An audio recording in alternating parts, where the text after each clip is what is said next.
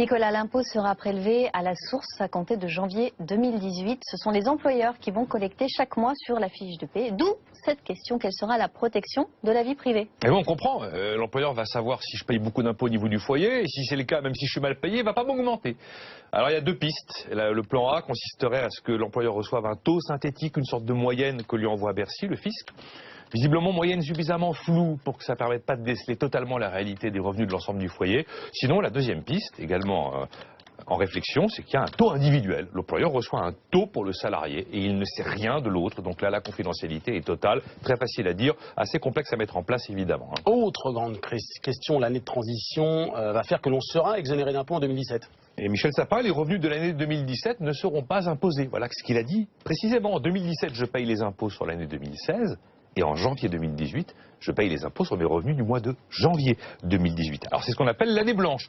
Elle n'est pas complètement immaculée, l'année blanche, il ne faut pas rêver totalement. D'abord, celui qui est mensualisé se rendra compte de rien. Après, c'est vraiment intéressant pour les plus riches qui vont pouvoir concentrer un maximum de revenus sur l'année où il y aura une exonération. Et puis ça ne concerne que les salaires et que les pensions. Tous les autres revenus du capital, revenus fonciers, plus-value, ça évidemment, ça reste imposable. Et il y aura d'ailleurs toujours une déclaration à remplir au printemps, d'une part pour bénéficier d'éventuelles niches fiscales, de ristournes comme la garde d'enfants, mais aussi pour déclarer les autres revenus comme les revenus fonciers. Voilà, il faudra donc remplir toujours quelque chose. Et puis enfin, les revenus 2017, ok, pas taxés, beaucoup ne le verront pas. Mais par contre, la fiche de paye de janvier 2018, celle-là, le net à payer sera sacrément amputé. Et là, tout le monde le verra. C'est psychologiquement un peu dur à vivre. Bon, est-ce qu'on est bien certain cette fois que ça va voir le jour?